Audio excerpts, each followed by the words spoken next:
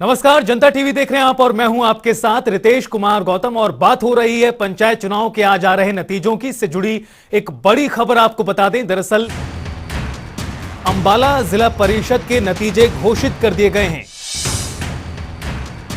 BJP के 2 उम्मीदवारों की जीत हुई है।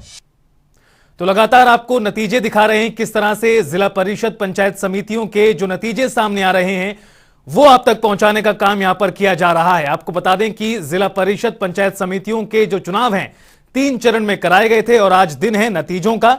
और इसी के तहत लगातार जो नतीजे हैं सामने आ रहे हैं। आपको बता दें कि भारतीय जनता पार्टी की ओर से 102 सदस्य, आम आदमी पार्टी की ओर से 100 से ज्यादा सीटों पर, इंडियन नेशनल लोकदल की ओर से 74 सीटों पर और जजपा की ओर से भी कई सीटों पर अपने प्रत्याशी उतारे गए थे। हालांकि कांग्रेस पार्टी की ओर से सिंबल नहीं अलॉट किया गया। लेकिन जो नतीजे लगातार सामने आ रहे हैं वो किस तरह से हैं, वो क्या कुछ संकेत देते हैं आगामी विधानसभा और लोकसभा चुनावों को लेकर? हरियाणा के ग्रामीण क्षेत्र में जनता के मन में क्या है वो भी कहीं ना कहीं नतीजों के माध्यम से बाहर आएगा। और इसी से जुड़ी एक और बड़ी खबर से आपको रूबरू करा दें। जिला परिषद चुनाव की मतगणना लगातार जारी है। 22 जिला परिषद की 411 और पंचायत समिति की 3081 सीटों के लिए चुनाव हुआ। मतगणना का दिन आज है। तकरीबन जो तस्वीर है वो साफ हो चुकी है, क्योंकि अधिकतर जगहों पर नतीजे घोषित कर दिए गए हैं। अगर हम वार्ड वाइज आंकड़ा आपको बताएं तो वो आपकी टीवी स्क्रीन पर वार्ड नंबर 2 से राजेंद्र 39 वोट से जीते हैं। वार्ड नंबर 3 से मोनिका देवी की जीत हुई है। वार्ड नंबर 4 से सुनील ने जीत दर्ज की है। तो लगातार आपको दिखा रहे हैं और ये तस्वीरें देखिए किस तरह से जो जीते हुए प्रत्याशी हैं वो अपनी खुशी का इजहार कर रहे हैं। लड्डू बांटे जा रहे हैं। जीत का गुलाल जगह जगह उड़ता हुआ आज नजर आ रहा है।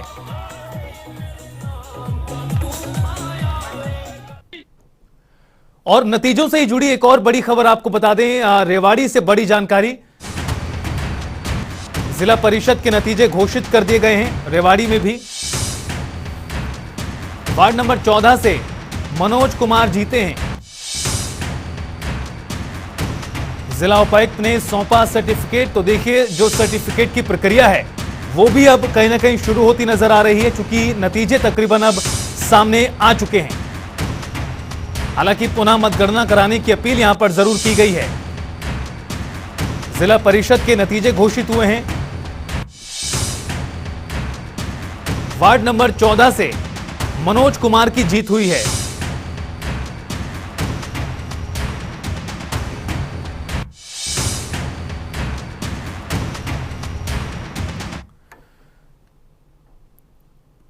तो जो मतगणना आज हो रही है, जो नतीजे आज सामने आ रहे हैं, वर्तमान और भविष्य में किस तरह से राजनीति पे असर करेंगे प्रदेश की, जानने के लिए हमारे साथ खास मेहमान जुड़ गए हैं। राजेंद्र जौदान, वरिष्ठ पत्रकार, चंचल नांदल, राजनीतिक विश्लेषक, और अजय दीप लाठर, वरिष्ठ पत्रकार हमारे साथ जुड़ रहे हैं। आप तीनों ही मेहमानों का बहुत बहुत स्वागत है सर जनता टीवी पर। शुरुआत राजेंद्र जौदान जी मैं आपसे करना चाहता हूं। जो नतीजे बाहर आ रहे हैं, लगातार कहीं पर बड़े बड़े जो चेहरे हैं, दिग्गज हैं, उनके परिवार वालों को हार का सामना करना पड़ रहा है। आम आदमी पार्टी की भी एंट्री कुछ जिलों में आज देखी गई है। साथ ही साथ कांग्रेस पार्टी की ओर से सिंबल नहीं दिए गए। कुल मिलाकर देखा जाए तो आज के जो नतीजे अभी तक सामने आए हैं, आखिरकार क्या कुछ संकेत देते हैं? निर्दलियों का किस तरह से महत्वपूर्ण रोल आज रहा है? देखिए, जो लोकल चुनाव होते हैं, ज्यादातर लोकल बॉडीज के या पंचायत राज संस्थाओं के, इसमें व्यक्ति पर बहुत कुछ निर्भर करता है कि उसका समाज के साथ संबंध और उसका व्यवहार किस तरह का है, वो कसौटी पर होता है। आमतौर पर प्रत्याशी भी, जो राजनीतिक दल भी अगर सिंबल पर चुनाव लड़ते हैं तो उनको इस पहलू का ध्यान रखना होता है कि आखिर में व्यक्ति, जो प्रत्याशी वो चुन रहे हैं, उसका व्यक्तिगत व्यवहार कैसा है। इसमें ये बहुत कुछ इसका प्रभाव पड़ता है।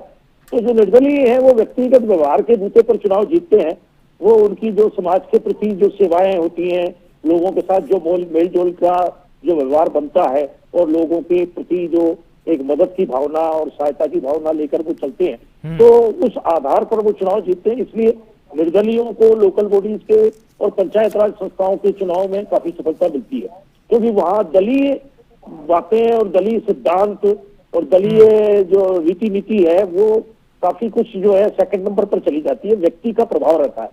तो ये तो है कि इसलिए निर्दलीयों को बहुत मौका मिलता है लोकल बॉडीज के चुनाव, पंचायत राज के चुनाव में। बाकी तो ये है कि ये अब राजनीतिक दलों ने जो जिला परिषद के, पंचायत समितियों के चुनाव संपन्न पर लड़े हैं, तो उनको ये देख लेना चाहिए कि उनकी सामाजिक रूप से जड़ें कितनी गहरी हैं। तो हालांकि ये विधानसभा, लोकसभा के चुनाव इन चुनावों से थोड़ा भिन्न हो जाते हैं कि वहाँ अलग तरह की रीति नीति और पॉलिसी और वो जो है एजेंडा और घोषणा पत्र भी मायना रखता है, और सरकार जो सत्तारूढ़ दल होता है उसके लिए एंटी इनकम्बेंसी या उसकी अच्छी परफॉर्मेंस है तो दोबारा सत्ता में लौटने की आसार बने रहते हैं। तो ये अब इनको, लेकिन फिर भी ये है कि इस चुनाव में जो 1.5 साल विलंब से हुए हैं चुनाव, तो कहा तो सत्तारूढ़ दल ही जो है चुनाव कराने में काफी जो है कतराते हुए दिखाई दे रहा था।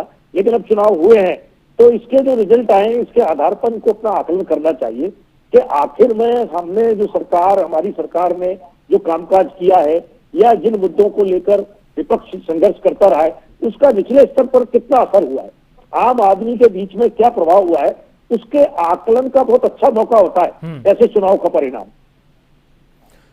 राजेंद्र जी, तो आज का किस तरह से आकलन आप देख पा रहे हैं? क्या कुछ बदलाव या जो नतीजे सामने आए क्या चौंकाने वाले हैं? क्योंकि अगर बात करें, सांसद नायब सैनी की पत्नी चुनाव हार गई हैं। इस तरह से बड़े बड़े जो चेहरे राजनीतिक दलों के, हालांकि आपकी ओर से कहा गया व्यक्तिगत स्वभाव बहुत निर्भर करता है। मैं लौटूंगा आपके पास, अजयदीप लाठर जी के पास एक बार चलते हैं। अजयदीप जी, आपका विश्लेषण क्या कहता है? आज के जो नतीजे आए क्या चौंकाने वाले हैं पार्टियों के लिए, खासतौर पर सत्ता पक्ष के लिए? देखिए रितेश जी, मुझे लगता है कि किसी के लिए भी चौंकाने वाले नहीं है। जहां 400 से ज्यादा, लगभग 411 सीटें थी पूरे हरियाणा की, अगर हम बात करें तो जिला परिषद की, उसमें से कोई भी पार्टी इतना साहस नहीं जुटा पाई कि वो इनमें से आधी सीटों पर भी अपने सिंबल पर चुनाव लड़े। जब पार्टियां चुनाव लड़ने के लिए साहस नहीं जुटा पाई तो हम इसको कैसे ये कहेंगे कि इसमें किस पार्टी को बढ़त है या किसको घटत है जी। ये चुनाव पूरे का पूरा चुनाव जितना छोटा होता है, पंचायत का जो अपना 3 टायर सिस्टम है उसमें सरपंच, पंचायत समिति, ग्राम पंचायत, पंचायत समिति और जिला परिषद, ये हमारा 3 टायर सिस्टम है, उसकी बड़ी बॉडी है जिला परिषद। और जिला परिषद के चुनाव में जहां आमतौर पे कहीं किसी वार्ड में 12 गांव है, किसी में 18 गांव भी है, तो एक बड़ा एरिया है निश्चित तौर पर, लेकिन जो कैंडिडेट है वो कैंडिडेट भी औसतन जो है, अगर हम औसत की बात करें तो लगभग 7 या 8 उम्मीदवार कम से कम रहे हैं हर वार्ड में। तो उसमें जो आपस में जो एक प्रभाव वाली जो बात है वो कहीं ना कहीं मैं भी इसमें मानूंगा कि उनका व्यक्तिगत प्रभाव काम करता है। और कोई एक गांव से, एक बड़े गांव से एक उम्मीदवार है तो वो अगर 2 और गांव में अपनी वोट अच्छी ले लेता है, तो दूसरे किसी उम्मीदवार की सेंध नहीं लगने देता अपने प्रभाव की वजह से, तो उसकी जीत की संभावनाएं इस चुनाव में बढ़ती है। और उसी प्रकार से अगर हम देखें तो ये अभी जिस हिसाब से सुबह से हम भी लगातार इन जो परिणाम आ रहे हैं उन्हें देख रहे हैं, अलग अलग पार्टियां अब ये दावा करना शुरू कर चुकी है कि हमारे इतने जीते, हमारे इतने जीते। अरे भाई, जब आप लोग पूरा चुनाव सिंबल पे नहीं लड़ पाए हैं तो आप कैसे ये कहेंगे कि हमारे इतने जीते? तो ये इन लोगों का सबसे ज्यादा हद तक जो युवा, जो अपना भाग्य आजमाने के लिए, जो युवा राजनीति की से शुरुआत करने के लिए इन चुनाव में उतरे, तो एक तो उन्होंने जो साहस दिखाया उसके लिए तो ये बधाई के पात्र है, और जो जीते हैं वो कहीं ना कहीं अपने प्रभाव से और अपने क्षेत्रीय समीकरणों से ही जीत कर आए। ठीक है, काफी कुछ चीजें हैं जो कहीं ना कहीं हार और जीत तय करती हैं। चंचल नांदल जी के पास एक बार रुख करते हैं। चंचल जी, चूंकि जिस तरह से कहा गया अजयदीप लाठर जी की ओर से, राजेंद्र जादौन की ओर से, कि हालांकि सभी सीटों को लेकर सिंबल अलॉट नहीं किए गए, कांग्रेस पार्टी ने तो वो भी नहीं किया, चूंकि कांग्रेस पार्टी खुद को सबसे बड़ा विपक्षी दल मानती है, 24 में मजबूत दावेदारी पेश करने की बात करती है। लेकिन जो वर्तमान में नतीजे आ रहे हैं, जिस तरह से मैंने पहले जिक्र किया कुरुक्षेत्र का, सांसद नायब सैनी की पत्नी चुनाव हार गई, आम आदमी पार्टी की कुछ जगहों पर एंट्री हुई है, राजनीतिक तौर पर इसका किस तरह से असर आप देख रहे हैं? देखिए रितेश जी, जैसे मेरे जो साथ बैठे हैं वरिष्ठ पत्रकार, उन्होंने बताया, मैं इनकी बात से सहमत हूं। देखिए पहली बात तो, जैसे अगर हम इससे पहले जो चुनाव हुए हैं नगर निगम के, वो चुनाव तो सिंबल पे लड़े गए थे, भारतीय जनता पार्टी ने सिंबल पे लड़ा था। लेकिन जो पंचायत चुनाव, चाहे वो जिला परिषद का चुनाव है, चाहे ब्लॉक समिति का हो, चाहे सरपंच का चुनाव है, ये चुनाव जो व्यक्ति जीतता है अपनी व्यक्तिगत छवि पर जीतता है, अपने व्यक्तिगत संपर्क से जीतता है। हालांकि बाद में जब वो जीत जाता है तो वो किसी न किसी पार्टी का समर्थक भी होता है, व्यक्तिगत तौर पे, सामाजिक तौर पे नहीं, व्यक्तिगत तौर पे समर्थक होता है। तो फिर जो पार्टियां हैं वो क्लेम करना शुरू कर देती है, भी फलां वार्ड से मेरा कैंडिडेट बना है, या उससे वो बना है, उस जिले में मेरी इतनी सीटें आई। लेकिन बात यह है कि वो ना तो सिंबल पे लड़ा होता है किसी पार्टी के, और बाद में अगर वो किसी पार्टी विशेष से जुड़ता है तो ये उसकी एक व्यक्तिगत निर्णय होता है। और रही बात ये कि अब पार्टी, आपने कहा और जयदीप लाठर जी ने भी कहा कि पार्टियों ने क्लेम करना शुरू कर दिया है, तो ये सरासर गलत है। क्योंकि अगर वो सिंबल पे लड़वाती, जब पता चलता कि भाई उनमें कितना दम है, अब वो दूसरे के दम पे अपनी चीजों को क्लेम कर रही हैं पार्टियां, ये गलत है। और अब आगे जैसे पहले भी होता आया है, जिला परिषद का जब चेयरमैन का चुनाव आएगा तो कहीं ना कहीं जो पार्टी सत्ता में होती है वो अपने प्रभाव का इस्तेमाल करके कोशिश करती है कि भाई जिला परिषद के चेयरमैन सभी जिलों में, जितने जिले हरियाणा में हैं, वो तकरीबन उनसे जुड़े हुए लोग, या फिर वो किसी को बनाने में किसी की मदद करें। हालांकि अगर हम बात करें पार्टी वाइज बात करते हैं, अब अगर हम बात करें तो कांग्रेस पार्टी की, तो वो कहीं ना कहीं ग्रामीण क्षेत्र में आगे रहती है भारतीय जनता पार्टी से, और भारतीय जनता पार्टी एक शहरी पार्टी है। हालांकि अभी गांव में रुझान दिखने को मिलता है भारतीय जनता पार्टी का, लेकिन वो बात नहीं है। और कांग्रेस का भी सिंबल पे लड़ती नहीं है, ये आपने बता दिया। और अगर हम बात करें इनलो की, तो इनलो तो सिरसा से बाहर जा नहीं पा रही है। हाँ, जजपा कहीं ना कहीं, अब बाद में पता चलेगा कि जो अब पावर का डिवीजन होगा, जब जिला परिषद चेयरमैन का चुनाव आएगा, तो कहाँ किस पार्टी का क्या सिस्टम रहता है। जो सत्ता में बैठी पार्टियां दोनों, भारतीय जनता पार्टी और जननायक जनता पार्टी, ये अपने किस तरह डिवीजन करते हैं। कई जगह ऐसा भी होगा कि भाई एक दो जिलों में इंडिपेंडेंट भी जिला परिषद का चेयरमैन बन सकता है। तो इस तरह की स्थिति है आज के दिन। और जो पंचायत चुनाव है, मेरा तेजी मानना यह है कि वो व्यक्तिगत छवि पे और अपने ही जो उसके जुड़े हुए लोग हैं उनके द्वारा लड़ा हुआ चुनाव होता है, ना कि किसी पार्टी का। जी, यानी व्यक्तिगत छवि काफी निर्भर करती है जीत हार के लिए, बिल्कुल निश्चित तौर पर ऐसा होता भी है, देखा भी जाता है। लेकिन अजयदीप लाठर जी, चूंकि पार्टियों में कॉन्फिडेंस की कमी कहीं ना कहीं रही, यही वजह है कि उन्होंने सिंबल अलॉट नहीं किए सभी सीटों पर। इसके पीछे आप क्या वजह मानते हैं? क्या आखिरकार ऐसे कारण रहे जिसके चलते पार्टियां खुलकर सामने नहीं आई?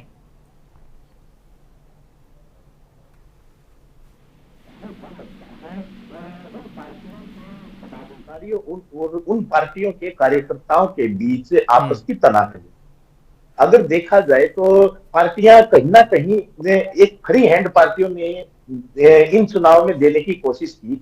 जैसे सबसे पहले हम बात करते हैं भारतीय जनता पार्टी की। भारतीय जनता पार्टी की प्रदेश इकाई ने अपना निर्णय लिया कि हम किसी को टिकट जारी नहीं करेंगे, लेकिन जिला इकाई, जिला अध्यक्ष, जिला कार्यकारिणी, जिला इकाई उनकी अगर चाहे तो वो अपने अपने जिले में सिंबल पर चुनाव लड़ सकते हैं।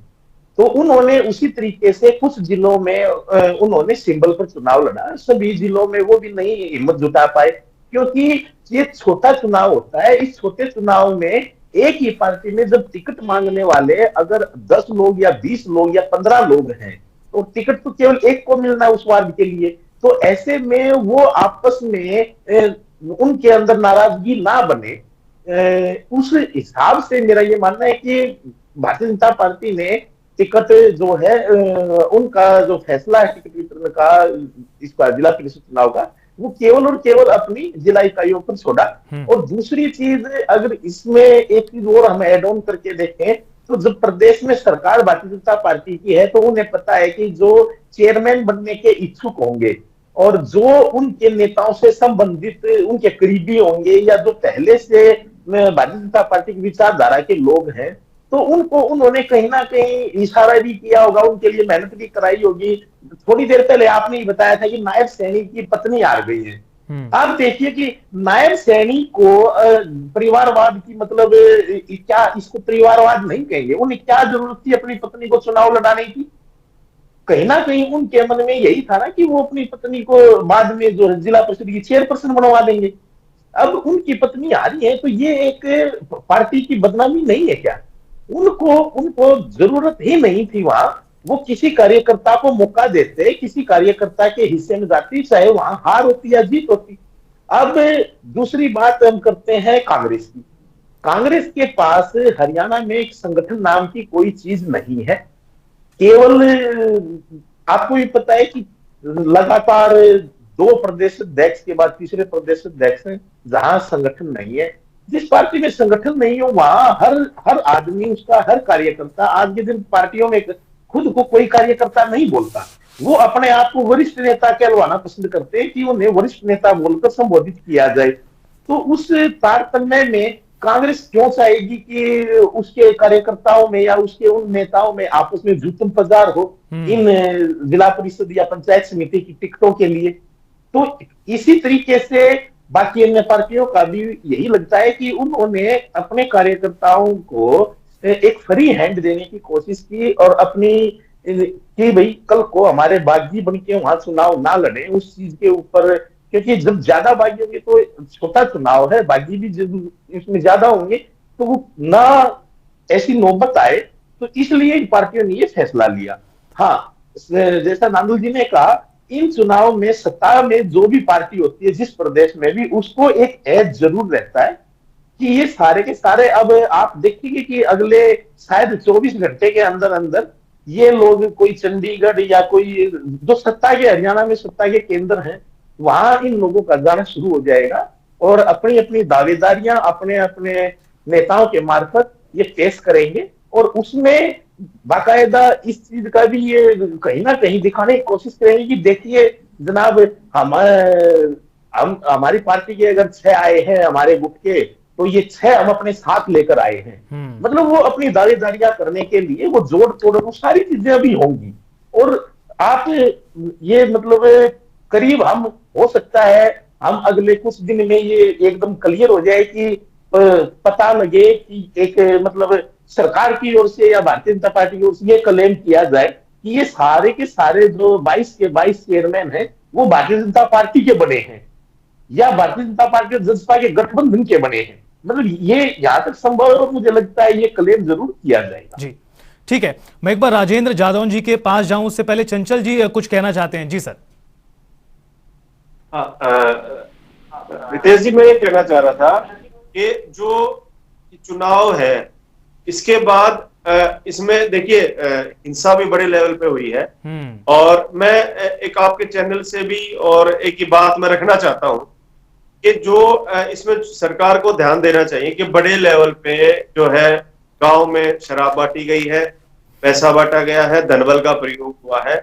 कहीं ना कहीं सारे चुनाव में जो चुनाव आयोग है वो निष्क्रिय रहा है, उनका कंट्रोल नहीं रहा कहीं भी। जो एक चुनाव आयोग की भूमिका होनी चाहिए जिलेवार, वो नहीं रही पूरे चुनाव में। अब देखिए कि ऐसी कविताएं भी बन गई हैं पंचायत चुनाव को लेके, भाई मांस बांटा, शराब बांटी, ये बांटा, पैसे बांटे। तो इन सब पे एक तरह से मैं रोक होनी चाहिए अगले चुनाव में कि हमें ये लेना चाहिए, प्रण भी लेना चाहिए। हालांकि कई जगह पंचायतें भी हुई हैं इस बात को लेके कि भाई शराबबंदी हो, नशा ना बांटा जाए, पैसा ना बांटा जाए, लेकिन उसके बावजूद भी धन बल और पैसे का प्रयोग हुआ है। आपको याद होगा, मैं याद दिलाना चाहूंगा, पिछली बार जो पंचायत चुनाव हुए थे उसके बाद बहुत सारे सरपंचों की हत्याएं हुई थी और उसके पीछे कारण भी यही था कि भाई चुनाव में धनबल का प्रयोग हुआ है और वो प्रयोग बाद में जो हारे हुए जो कैंडिडेट थे उन्होंने वो बदला लेने के लिए उसका इस्तेमाल किया।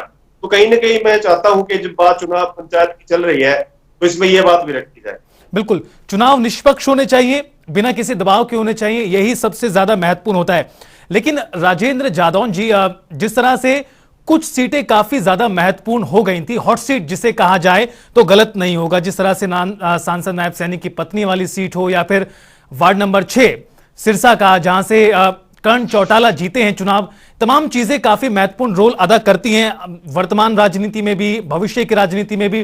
परसेप्शन कहीं ना कहीं क्रिएट हो जाता है, अपने दल, राजनीतिक दल अपने अपने लिहाज से देखते भी हैं। आम आदमी पार्टी की एंट्री को किसी तरह से देखना चाहिए, चूंकि जींद की बात करें, अंबाला की बात करें, कुछ जिलों में उनको जरूर सीटें मिली हैं। क्या यहां से आपको कुछ लग सकता है आने वाले समय में?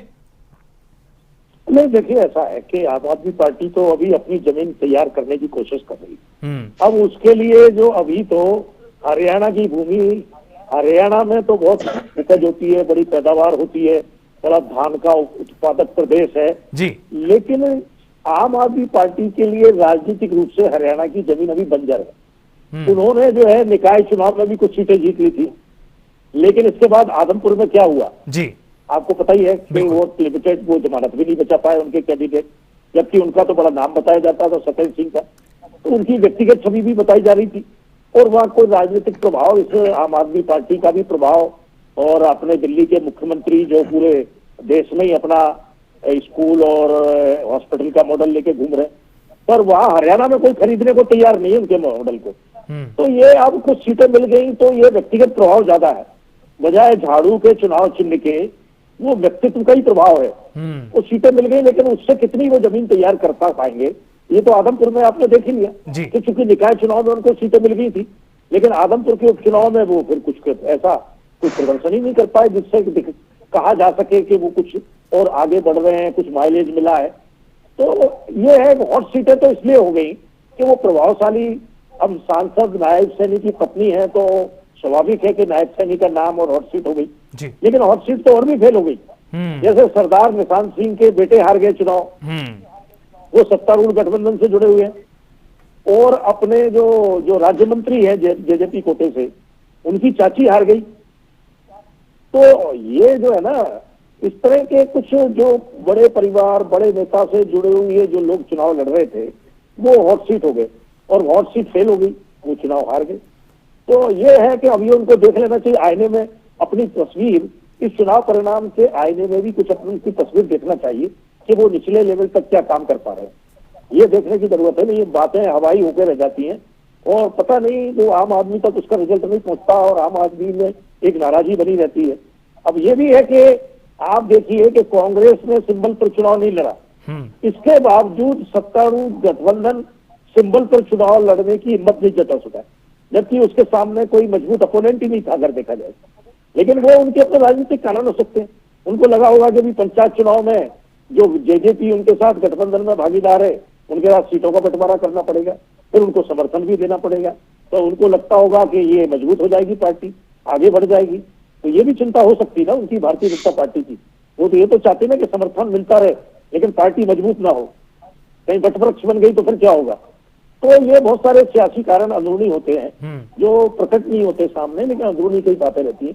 तभी इन्होंने जिला प्रमुखों के साथ बीजेपी ने बैठक की, उनसे रिपोर्ट ली, इसके बाद फैसला किया कि प्रदेश स्तर पर कोई फैसला नहीं होगा सिंपल पर चुनाव लड़ने का, जिलेवार फैसला होगा। तो जिले में उन्होंने देख लिया कि जहां उनकी स्थिति ठीक थी वहां सिंबल पर लड़ लिया, और जहां कमजोर थे वहां नहीं लड़ा। तो आप समझ लीजिए कि जहां भारतीय जनता पार्टी ने जिन जिलों में सिंबल पर चुनाव नहीं लड़ा, समझ लीजिए कि वह भारतीय जनता पार्टी कमजोर है। तो ये सब कारण है। बिल्कुल। अब चंचल नांदल जी, जो जिलावार जो फैसला छोड़ दिया जाता है पार्टी के ऊपर, जिस तरह से भारतीय जनता पार्टी ने छोड़ा कि जिला इकाई फैसला करेगी, क्या ये सेफ रास्ता है? मतलब जो नुकसान हो सकता है, संभवतः जिसे नुकसान माना जाता है, उस नुकसान से बचने के लिए ये तरीका बढ़िया है कि जिला इकाई पर फैसला छोड़ दिया जाए, जहां पर टिकट देना होगा वहां पर सिंबल अलॉट कर दिया जाएगा, अन्यथा नहीं। लेकिन सवाल सर मेरा यहां पर यह भी था, चूंकि कांग्रेस पार्टी खुद को मुख्य विपक्षी दल कहती है, 2024 में सरकार बनाने का दावा करते हैं, लेकिन संगठन ही तैयार नहीं हो पा रहा, किस तरह से दावेदारी पेश की जाएगी? देखिए गौतम जी, सबसे पहले बात तो हम कांग्रेस से शुरू करते हैं, क्योंकि विपक्षी दल है, और कांग्रेस का अगर हम इतिहास देखें तो ना तो कांग्रेस ने कभी नगर निकाय का, ना नगर परिषद का, ना जिला परिषद का, ना ही सरपंच पंच का कोई भी चुनाव नहीं लड़ा अपने सिंबल पे पहले कभी भी।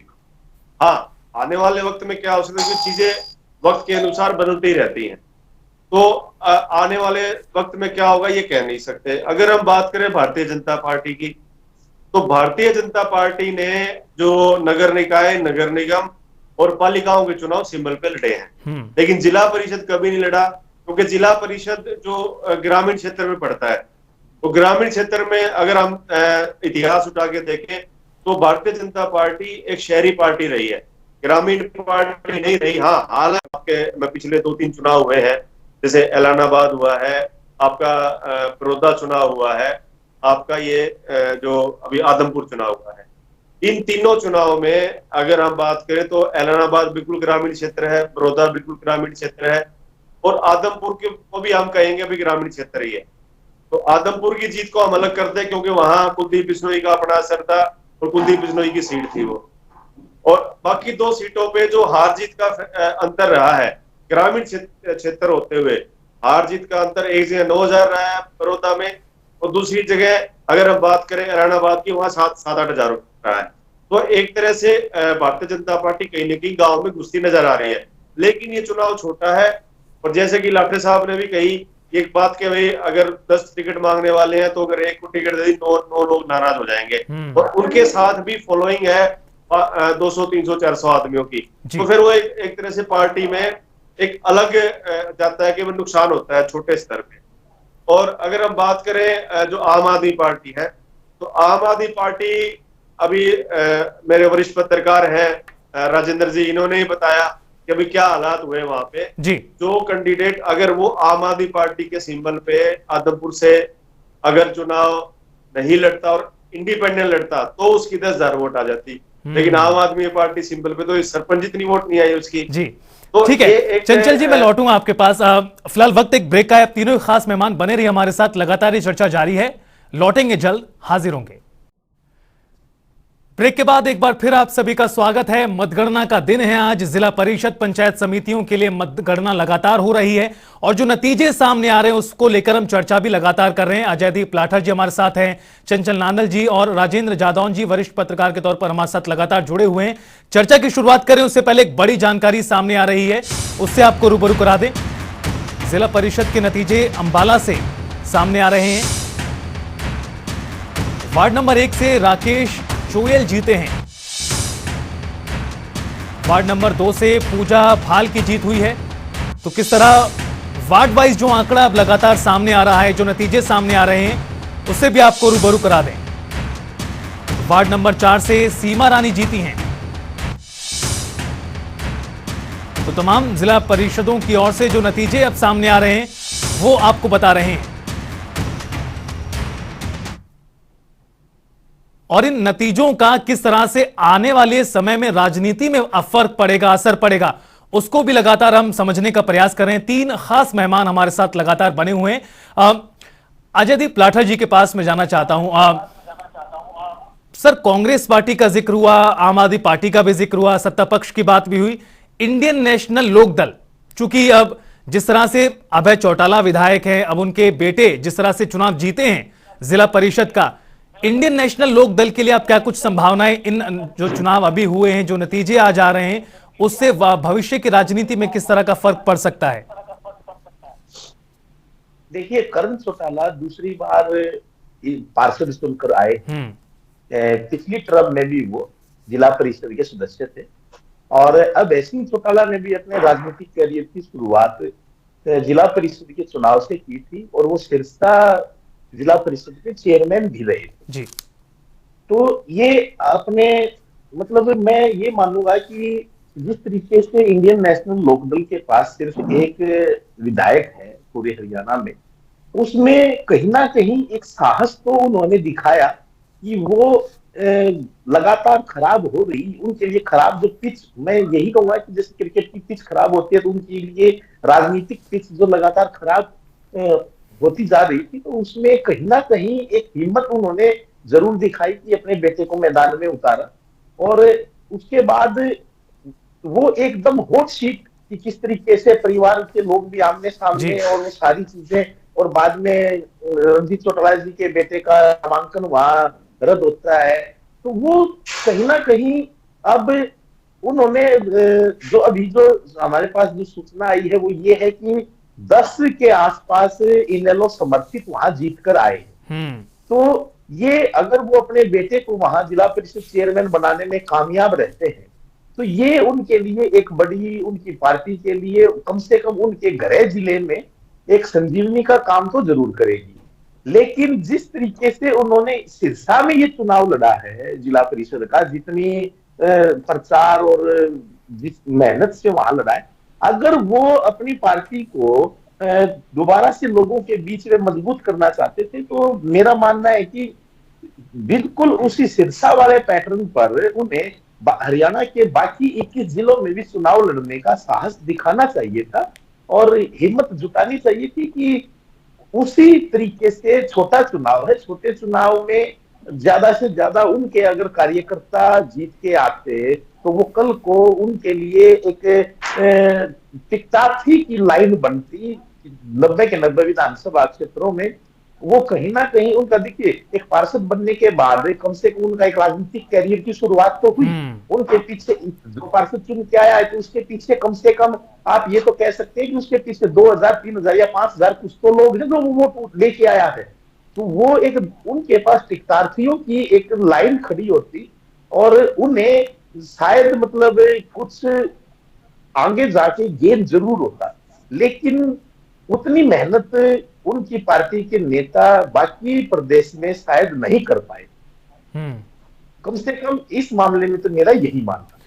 यानी जिस तरह से सिरसा में जो हिम्मत दिखाई गई, जो मेहनत की गई, उसका परिणाम भी कहीं ना कहीं सामने आ रहा है पार्टी के हित में, ऐसा कहा जा सकता है। लेकिन राजेंद्र जादौन जी, चूंकि हम अभय चौटाला की बात कर रहे हैं, इंडियन नेशनल लोकदल की बात हो रही है, एक विधायक खुद अभय चौटाला जी हैं, उनके पास ज्यादा गंवाने के लिए कुछ ऐसा था भी नहीं। क्या यही कारण है कि इतनी संख्या में उन्होंने जो अपने सिंबल हैं वो लौट के करीबन 74 से 76 के आसपास जो प्रत्याशी हैं वो सीधा टिकट से लड़ रहे हैं, चुनाव मैदान में उतरे हुए थे। इंडियन नेशनल लोकदल को लेकर आपका सर विश्लेषण? देखिए, इंडियन नेशनल लोकदल तो काफी जो है, देखा जाए तो कांग्रेस से पहले मुख्य विपक्षी दल ही था और चौधरी देवीलाल जी की विरासत सब उनको साथ थी। चौधरी देवीलाल जी जो कुछ भी लोगों के लिए, आम आदमी के लिए और मेहनत कश वर्ग के लिए जो करके गए, उसका परिणाम इस पार्टी को मिलता रहा और स्थापित भी उन्हीं के द्वारा की गई पार्टी थी। लेकिन अब ये जो पारिवारिक बंटवारा हुआ, उसमें पार्टी तो कहाँ खत्म हुई है, पार्टी अभी भी मौजूद है, चाहे वो दूसरे नाम से मौजूद है, वो सत्ता में भी है, तो पार्टी तो मौजूद है। देवीलाल जी की विरासत तो जो है वो किसी दूसरे नाम से मौजूद हो गई। तो ऐसा कई बार होता है ना कि कई जो आपके कहीं कोई जो एटर्नल चीजें हैं वो कभी किसी दूसरे नाम से पैदा हो जाती हैं, लेकिन वो इस दुनिया में बनी रहती है। वैसे ही हरियाणा की सियासत में इंडियन नेशनल लोकदल का वजूद अभी भी बना हुआ है, लेकिन नाम बदल गया, वो जननायक जनता पार्टी होगी। अब वो ये है कि अभय सिंह चौटाला अपनी ताकत से, अपने प्रयासों से, अपने संघर्ष से फिर एक बार खड़ा होना चाहते हैं। वो अभी अकेले एमएलए हैं और उन्होंने अपने बेटे को चुनाव जिता लिया है, तो बेटे का जीतना तो यही माना जाएगा कि वहां अभय सिंह का और चौटाला परिवार का ही प्रभाव था, इसलिए वो जीते हैं। अब उन्होंने जो 74 टिकट दिए थे, उसमें से देखने की बात होगी कि उसमें से कितने प्रत्याशी, 1, 2, 4 प्रत्याशी अगर जीतते हैं तो ये माना जाएगा कि अभय सिंह चौटाला का जो संघर्ष है और जो उनके जो एफर्ट्स हैं, जो ओपी चौटाला जो उनके साथ संघर्ष कर रहे हैं और जो लोगों को वापस अपने साथ जोड़ने का प्रयास कर रहे हैं, तो उसका परिणाम क्या आया है इससे पता चलेगा। क्योंकि ये बहुत ही ग्राउंड लेवल का चुनाव है जी, ये गांव-गांव का चुनाव है और घर-घर का चुनाव है। अगर देखा जाए तो इसमें परिवार इन्वॉल्व होते हैं, गांव के गांव इन्वॉल्व होते हैं, बहुत निचले लेवल पर चली जाती है बात, और वहाँ विचारधारा की बजाय व्यक्तिगत प्रभाव भी होता है और संगठन का अगर प्रभाव है और उनके जिन दल से जो उम्मीदवार उतारे गए हैं उनके नेताओं का क्या प्रभाव बना हुआ है वो भी सामने आता है। तो अब ये देखने की बात है कि 74 प्रत्याशियों में से वो कितने जीतते हैं, कि वो लगातार जनसंपर्क में भी जुटे हुए हैं। ओपी चौटाला जो है वो लगातार जो है लोगों के बीच में जाते हैं, इतना वेटरन वयोवृद्ध स्थिति में होने के बावजूद वो इनेलो को खड़ा करने के और उसको कायम रखने के प्रयासों में है। वो अपना सम्मान दिवस समारोह भी मनाते हैं देवीलाल जी का, वहां भी जो है काफी जनमत लोगों को, आम जन को और ग्रामीण लोगों को एकत्रित करने का काम करते हैं। तो देखते हैं कि अब इसके जो 74 प्रत्याशी हैं उनमें से ये कर्ण चौटाला के अलावा और कितने प्रत्याशी जीतते हैं, इससे पता चलेगा कि उसकी ताकत कहां पहुंच रही है। बिल्कुल, किस तरह से जो 74 प्रत्याशी उतारे गए उनमें से कौन कौन जीता है, संख्या बल के हिसाब से देखा जाए तो कौन जीता, ये काफी कुछ मैटर करता है। लेकिन चंचल जी, क्या आपको लगता है कि इंडियन नेशनल लोक दल का संघर्ष कामयाब होता दिखाई दे रहा है, अगर बात करें मौजूदा वक्त के चुनावों की? अगर देखिए रितेश जी, मुझे लगता नहीं कि इंडियन नेशनल लोकदल, अगर अभी राजेंद्र जी ने कहा कि इतनी मेहनत हो रही है, लेकिन वो वक्त चला गया क्योंकि एक जो परिवार था, चौटाला परिवार या देवीलाल परिवार, उसका बंटवारा हो चुका है। और जो बंटवारा है वो सबने देख लिया कि कहाँ पे क्या स्थिति है, उसके बताने की जरूरत नहीं है। जेजेपी के पास क्या है, इन लोगों के पास क्या बचा हुआ है। और अब अगर हम आगे की बात करें तो जो 74 सीटें हैं, मुझे लगता नहीं कि एक करण चौटाला को छोड़ के या कुछ और 5-7 लोग पूरे हरियाणा में 10 लोग बन गए होंगे, तो एक तरह से वो 0.23% ही रहा जो उन्होंने टिकटें बांटी। तो कुछ भी नहीं है इंडियन नेशनल लोकदल के लिए, अभी तो बहुत कुछ है। सिरसा की अगर बात करें तो ये एक्चुअल में आप देखेंगे जो लड़ाई है, ये जेजेपी और इन लोगों की लड़ाई है। और ये लड़ाई कहीं ना कहीं जाके आप देखना सिरसा या उसके आसपास जाके सिमट जाएगी आने वाले विधानसभा चुनाव में। क्योंकि जेजेपी की अगर हम बात करें तो जेजेपी के पास जो है सिर्फ 3 या 4 अपने खुद के पुराने कैडर के लोग हैं जो एमएलए बने हैं। एक उनकी माताजी होगी, एक दुष्यंत चौटाला हो गए, एक जो मंत्री हैं दानक वो हो गए। उसके अलावा जो 7 लोग हैं, या तो वो 2-3 महीने पहले आए हैं या एन चुनाव के वक्त उनको टिकट दिया गया है और उन लोगों का अपना जनाधार है, तो उनका जेजेपी से कोई लेना देना नहीं रहा। तो अब आने वाले समय में मुझे लगता है कि कहीं ना कहीं ये सारा जो चौटाला परिवार की लड़ाई है, ये सिरसा के आसपास आके सिमटेगी। और जो अभय चौटाला है वो उसकी पहले से ही तैयारी शुरू कर रखी है उन्होंने, जो उन्होंने अपने बेटे को लड़वाना जिला परिषद में और अन्य लोगों को भी लड़वाना। जो आपके यहाँ खबरें आ रही हैं, जो मैंने अभी सुना कि तकरीबन 7-8-10 के करीब लोग इन लोगों के सिरसा में बन के आए हैं। तो ये अभय चौटाला ने पहले तैयारी कर ली है और वो भी अपने हिसाब से आगे चलने की एक कोशिश कर रहे हैं। लेकिन अब क्या है कि पूरा हरियाणा गढ़े वाइज बटा हुआ है। कहीं भूपेंद्र हुड्डा मजबूत है, रोहतक सोनीपत झज्जर की बात करें तो, कहीं जो है अगर हम आगे जींद की तरफ जाए वहां मिक्स है, कहीं चौधरी वीरेंद्र है, कहीं दुष्यंत चौटाला है, कहीं रणदीप सुरजेवाला है। तो इस तरह सारा अगर हम बात करते हैं अपना जीटी बेल्ट की, जिसको हम पानीपत से आगे अगर हम काउंट करें, पानीपत से अंबाला तक, वहां भारतीय जनता पार्टी मजबूत है। अगर उधर हम बात करें हिरवाटी की, तो वहां पे कहीं ना कहीं बीजेपी और कांग्रेस दिख रही है, और कोई है नहीं। कुछ सीटों पे कांग्रेस है, बाकी बीजेपी है। तो ये सब चीजें, हरियाणा बहुत छोटा प्रदेश होने के साथ साथ एक बटा हुआ नजर आ रहा है। तो कहीं हम ये नहीं कह सकते कि भाई फलां पार्टी की यहाँ पोजीशन मजबूत है। अगर हम सारा रिजल्ट निकालेंगे तो कहीं ना कहीं आज के दिन अगर हम बात करें तो हंग असेंबली की बात कर सकते हैं, अगर हम विधानसभा की बात भी कर ले तो। और ये सारे जो नतीजे अभी आए हैं पंचायत चुनाव के, ये देखिए, जो अगर इन लोगों पे बात वापिस ले आए हम सिरसा, तो कहीं ना कहीं वो इन लोगों की कोशिश है कि सिरसा में पहले अपना गढ़ मजबूत करें। जो उनकी रणनीति मुझे लग रही है, एक सिरसा में अपना गढ़ मजबूत करें, उसके बाद आगे बाहर निकले। जो रणनीति जैसे भूपेंद्र हुड्डा की हम बात करें, रोहतक सोनीपत झज्जर में काबू किए हुए हैं चीजों पे, उसी रणनीति के तहत वो चाहते हैं कि सिरसा और उसके आसपास का कोई एरिया है उसको हम काबू करके रखें, ताकि 5-7-10 सीटें निकले शुरू में, उसके बाद आगे बढ़े। क्योंकि इन लोग की तो 0 से शुरुआत है गौतम जी। जी बिल्कुल।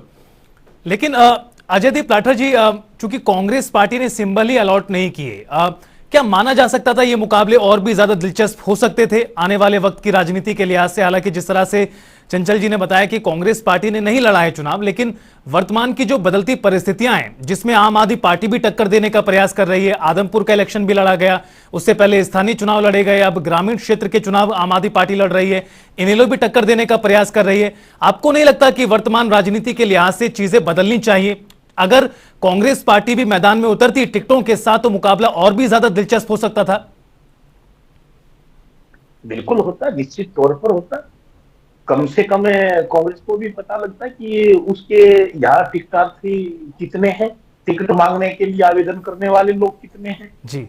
टिकट तो एक को देंगे, नाराज होने वाले लोग कितने हैं, ये चीज बाकायदा खुलासा होता है उस चीज का। और अगर कांग्रेस इस तरह की कोई हिम्मत जुटाती तो फिर मुझे लगता है कि भारतीय जनता पार्टी और जसपा का जो गठबंधन है, जो सरकार है प्रदेश की, तो वो लोग भी कहीं ना कहीं कांग्रेस के मुकाबले में हो सकता है तमाम सीटों पर चुनाव लड़ लेते।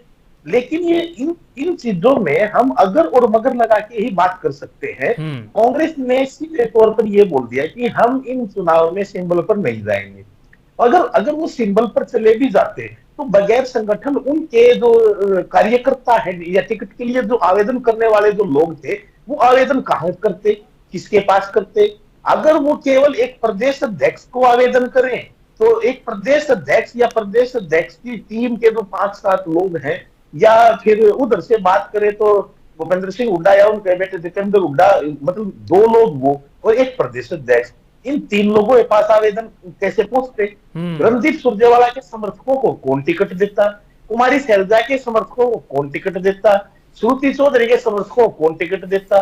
मतलब आप घुमा फिरा के अगर हम देखें तो वहां धड़ेबंदी इतनी है कि जो पार्टी अपना संगठन ही नहीं बना पाई वो इतने छोटे चुनाव में 411 टिकटें कैसे बांट पाती। उनके बस का मुझे नहीं लगता है कि मतलब, और जब तक वो उन चीजों का फैसला लेते और फिर उसकी सूची जारी कराते तो तब तक तो चुनाव हो चुका होता और दूसरी पार्टियां हो सकता है उनसे काफी आगे निकल गई होती। आज इनेलो या जजपा भले ही उनकी पोजीशन उतनी मतलब मजबूत नहीं है, ठीक है, जजपा तो सरकार में है इसलिए उसको मजबूत कह सकते हैं, लेकिन इनेलो की नहीं है। लेकिन इनेलो का कैडर आज भी है। इनेलो के अलग अलग प्रकोष्ठ में अलग अलग नियुक्तियां पार्टी ने की हुई है, बिल्कुल उसी पैटर्न पे, उनसे कहीं आगे बढ़ के भारतीय जनता पार्टी में उसी तरह की नियुक्तियां हैं, तमाम प्रकोष्ठों में है, नीचे तक, यहां तक कि पन्ना प्रमुख तक भी उसमें है। ऐसे ही अलग अलग प्रकोष्ठ की जजपा ने की हुई है। तो देखिए, जब तक आपके पास संगठन नहीं होगा, कांग्रेस के पास संगठन नहीं होगा नीचे तक, तब तक आप नीचे से किसी का कोई आवेदन भी नहीं मांग सकते। आज तो अगर देखा जाए तो कांग्रेस में हालात ये है कि टिकट मांगने वाले लोगों को भी केवल 3 ही आदमियों को अपने आवेदन देने पड़े। अगर विधानसभा के चुनाव भी अगर बगैर संगठन के होते हैं तो, और उसमें भी है फिर उन 90 सीट के लिए भी ऐसी जूतम पजार होगी कि वो कहेगा कि मेरे समर्थक को दो, ये 5 सीट मुझे दो, ये 6 सीट मुझे दो। तो अब उसमें देखो कि ये कांग्रेस का साहस जो है ना, कांग्रेस को सबसे पहले अपना साहस, अपना संगठन खड़ा करने में दिखाना होगा। अगर वो किसी भी तरीके से किसी भी सूरत में अपने आप को हरियाणा में एक दावेदार या एक विकल्प के तौर पर पेश करने की हिमाकत रखती है, तो एक कोशिश करना चाहती है, तो सबसे पहले वो अपना संगठन खड़ा करे। बिल्कुल साहस दिखाना होगा सबसे पहले संगठन को तैयार करने का, ऐसा कहना जयदीप लाठर जी का। सर, बातचीत को समाप्त करें उससे पहले एक सवाल और। अब राजेंद्र जादौन जी, ठीक है, चूंकि सब सीटों पर नहीं लड़े गए, 411 सीटों को लेकर बात करें जिला परिषद की, लेकिन जो कुछ भी लड़े गए हैं जिसमें से हॉट सीट थी, कहीं ना कहीं इन चुनावों में आईना दिखाने का काम जरूर किया है कुछ नेताओं को, खासतौर पर जिन्हें लगता है कि ग्रामीण क्षेत्र की बात में वो दम दिखा सकते हैं। ऐसा जरूर हुआ है कि कहीं ना कहीं आईना जरूर कुछ नेताओं को आज देखने को मिला होगा। निश्चित तौर पर इससे निचले लेवल पर पता चलेगा कि उनकी राजनीतिक दलों की हैसियत क्या है। भारतीय जनता पार्टी ने जिन जिलों में टिकट नहीं दिए तब भी उनको पता होगा कि हमारी पार्टी से जुड़े हुए कौन कौन लोग चुनाव लड़ रहे हैं। ये तो कांग्रेस को भी पता होगा कि हमारी पार्टी से जुड़े हुए कौन कौन प्रत्याशी किस किस पद के लिए चुनाव, जिला परिषद के मेंबरशिप के लिए या पंचायत समिति की मेंबरशिप के लिए या सरपंच या पंच के लिए कौन कौन चुनाव लड़ रहे हैं। उनको पता चल जाएगा क्लियर कि ये कौन जीता कौन हारा और पार्टी की स्थिति क्या है। अब इसमें एक और भी चलेगा, क्योंकि भारतीय जनता पार्टी ने एक कार्ड और चला रखा है कि कोई निर्दलीय जीत जाए उसने भारतीय जनता पार्टी ज्वाइन करनी। वो मनोहर लाल जी की नीतियों में आस्था व्यक्त करके वो भारतीय जनता पार्टी में शामिल हो जाएगा। तो ऐसा काम भी चलेगा। निकाय चुनाव में भी हुआ था, कोई निर्दलीय चेयरमैन बन गया, फिर बाद में पता चला कि वो भारतीय जनता पार्टी में शामिल हो गया। फिर कुछ मोहर लगाने का काम भी होगा, कुछ संख्या के लंबे चौड़े दावे करने का काम भी होगा। अब उसका वेरिफिकेशन कौन करने जाएगा कि हमारे इतने सरपंच जीत गए, हमारे इतने पंच जीत गए। तो वो कांग्रेस तो संगठन खड़ा नहीं करती, लेकिन ऑनलाइन मेंबरशिप भी है उनकी, डिजिटल मेंबरशिप भी है, सब कुछ है। और बड़ी संख्या में वो अपनी मेंबरशिप बता के ये दावा करते रहते हैं कि देखो पार्टी तो बहुत मजबूत है। अभी आदमपुर चुनाव में उनको वोट ठीक मिल गए तो वो दावा करते हैं कि हम मजबूत है। बाकी प्रदेश की उनको चिंता नहीं, एक सैंपल ही वो काफी उनके लिए तो लोगों को दिखाने के लिए कि कांग्रेस मजबूत है, अभी विकल्प की स्थिति में, जबकि वो एक सीट खो चुके हैं। तो ये स्थिति है। अब इस परिणाम में राजनीतिक दलों को अपना आकलन करके आगे की रणनीति तय करनी चाहिए। बिल्कुल, आज के नतीजों को देखकर आगे की रणनीति तय करनी चाहिए। चंचल जी, आपका क्लोजिंग कमेंट किस तरह से, चूंकि अभी विधानसभा चुनाव की बात कर रहे हैं, आने वाले समय में लोकसभा चुनावों की बात करें, समय है ठीक ठाक, कहीं ना कहीं ये जो चुनाव के नतीजे आ रहे हैं, रीडिंग काफी महत्वपूर्ण हो जाएगी तमाम पार्टियों के लिए भी।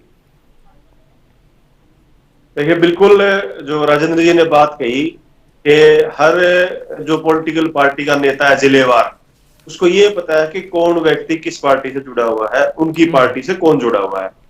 आज जो उनमें से चुनाव लड़ रहे थे, या इससे पहले सरपंच का या ब्लॉक समिति का जो चुनाव था वो लड़ा किन किन लोगों ने, तो आज जैसे जिला परिषद का चुनाव आया है, तो रिजल्ट नतीजा जो आया है उससे पता लग जाएगा उन पार्टियों को कि ये मेरा कैंडिडेट, मेरी पार्टी से जुड़ा हुआ व्यक्ति था, ये चुनाव हारा है या ये जीता है। एक कहावत है कि भाई आज मतलब हरियाणा में कहावत है कि भाई जैसे पार्टियों को लेके मैं वैसे बताऊंगा कि आज उन पार्टियों को ये पता लग जाएगा मांगे रावर कितने भाई थे जी। तो आज उन पार्टियों को ये पता लग जाएगा कि उनके कैंडिडेट कितने थे जो उनसे जुड़े हुए थे और कितने जीत के आए। तो आज स्थिति उनकी स्पष्ट हो जाएगी। कई जगह हो सकता है कि भाई स्थिति मजबूत हो, कई जगह बहुत कमजोर हो, और ये भी अब शुरू हो जाएगा जो लाठर जी ने बोला था कि भाई अपने अपने नेताओं के पास जाना शुरू कर देंगे। लेकिन 90% ये होएगा कि जो जिला परिषद के मेंबर हैं सब ये चाहते हैं कि उसके एरिया में काम हो। 2 साल सरकार के बचे हुए हैं और इन 2 सालों में काम करवाने के लिए वो सत्ताधारी पार्टी से बिगाड़ेंगे नहीं, जुट के साथ मिलके काम करेंगे ताकि उनके एरिया में विकास हो सके जो लोगों से उन्होंने वायदे किए। बिल्कुल, लॉबिंग किस तरह से होगी, यही चंचल जी कह रहे हैं कि चूंकि देखने को जरूर मिलेगा। अजयदीप लाठर जी, आपका क्लोजिंग कमेंट सर, किस तरह से पूरा विश्लेषण आज का देखा जाए, आने वाले वक्त के लिए क्या कुछ मैसेज ये जो नतीजे आज दे रहे हैं तमाम पार्टियों के लिए? सबसे हम शुरुआत अगर इनेलो से करते हैं तो देखो, इनेलो के लिए हम्पिंग डंपिंग ये परिणाम है। सिरसा के ऊपर उसका मुख्य फोकस था, सिरसा में उसको हम्पिंग डंपिंग परिणाम हम उसके लिए कह सकते हैं। जजपा के लिए अगर हम बात करें तो जजपा ने सरकार की हिस्सेदार होने के बावजूद कोई साहस नहीं दिखाया कि वो अपने सिंबल पर चुनाव लड़ाती या उस तरीके से अपने उम्मीदवारों की मदद करती। हाँ, जजपा से संबंधित नेताओं ने भी चुनाव लड़े और जजपा से के पदाधिकारियों के परिजनों ने भी चुनाव लड़े। कहीं से जीते हैं, कहीं हारे हैं, कहीं चौथे नंबर पे रहे हैं। तो लगता अभी जजपा की ओर से कोई दावा भी नहीं किया गया है और मुझे लगता नहीं कि जजपा इस बार कुछ ज्यादा बड़ा दावा करे, क्योंकि चेयरमैनी के मामले में अब उन्हें अगर जब उनके पास ज्यादा लोग चुन के नहीं आए हैं तो उस स्थिति में वो अपना शेयर भी नहीं मांग पाएंगे भारतीय जनता पार्टी से गठबंधन के नाते। और इसलिए जजपा के लिए इन चुनाव को कोई बहुत ज्यादा मैं अच्छा नहीं मानता हूँ। भारतीय जनता पार्टी की बात करें तो भारतीय जनता पार्टी भी बिल्कुल विन विन की सिचुएशन में है। सरकार है तो चुनकर आए हुए लोग, जैसा कि अभी नांदल जी ने बताया था कि जो लोग चुनकर आए हैं उनकी विकास अगर उनको कराना है तो उन्हें सरकार के साथ मिलकर चलना होगा और वो सरकार के साथ खुद ही चले जाएंगे बगैर भारतीय जनता पार्टी के किसी ज्यादा प्रयास के कि जी लो जी हम जीत कर आ गए हैं, हम आपके पास है। और इनके ऊपर किसी तरह का कोई दल बदल भी लागू नहीं होता है। दल बदल भी जो है वो विधायकों और सांसदों पर ही लागू होता है। पंचायती राज संस्थाओं में ऐसा कोई कानून नहीं है सदस्यता जाने का। और बात कांग्रेस की, तो कांग्रेस तो देखो जब उसके पास कुछ है ही नहीं, आज हरियाणा के अंदर जब उसके पास संगठन नाम की कोई चीज नहीं है, जब उनके नेताओं ने एक बार भी ये क्लेम नहीं किया कि ये कांग्रेस का समर्थक है, समर्थित उम्मीदवार है। हाँ, यह जरूर था कि अलग अलग इलाकों में कुछ स्थानीय नेताओं ने जरूर किसी किसी उम्मीदवार को अपना समर्थक बताया था और उनके लिए प्रचार भी किया था। तो प्रदेश स्तर पर कांग्रेस को ये कहने की हिम्मत भी नहीं जुटानी चाहिए कि हमारे जो है एक उम्मीदवार जीत के आया या हमारे 50 उम्मीदवार जीत के आए, मतलब ऐसा दावा शायद नहीं करना चाहिए। तो ओवरऑल अगर हम बात करें तो किसी ने जिन्होंने ज्यादा प्रयास किया उन्होंने ज्यादा पा लिया है, जिन्होंने कम प्रयास किया उन्होंने कम पाया है, जिन्होंने कोई प्रयास ही नहीं किया उन्हें कुछ नहीं मिला है। जी, बिल्कुल, बेहद ही महत्वपूर्ण टिप्पणी अजयदीप लाठर जी की ओर से। ज्यादा प्रयास जिसने किया उसको अच्छा नतीजा मिला है, क्योंकि आज मतगणना का दिन था। जिस तरह से नतीजे सामने आ रहे हैं वो बहुत कुछ बता रहे हैं, ना सिर्फ वर्तमान में बल्कि आने वाले समय में भी। लेकिन एक बार रस्साकसी अभी आने वाले दिनों में भी देखने को मिल सकती है, जब जिस तरह से जो सदस्य चुने गए हैं, अब चेयरमैनी और उप चेयरमैनी की बात हो या फिर अध्यक्ष उपाध्यक्ष की बात हो, तमाम चीजों में जरूर रस्साकसी देखने को मिलेगी। बहुत बहुत शुक्रिया चंचल लांदल जी आपका भी, जयदीप लाठर जी आपका भी, और राजेंद्र जादौन जी हमारे साथ जुड़ने के लिए और इस खास मुद्दे पर चर्चा के लिए। फिलहाल वक्त तो चला एक ब्रेक का। जनता टीवी पर खबरों का सफर लगातार जारी है।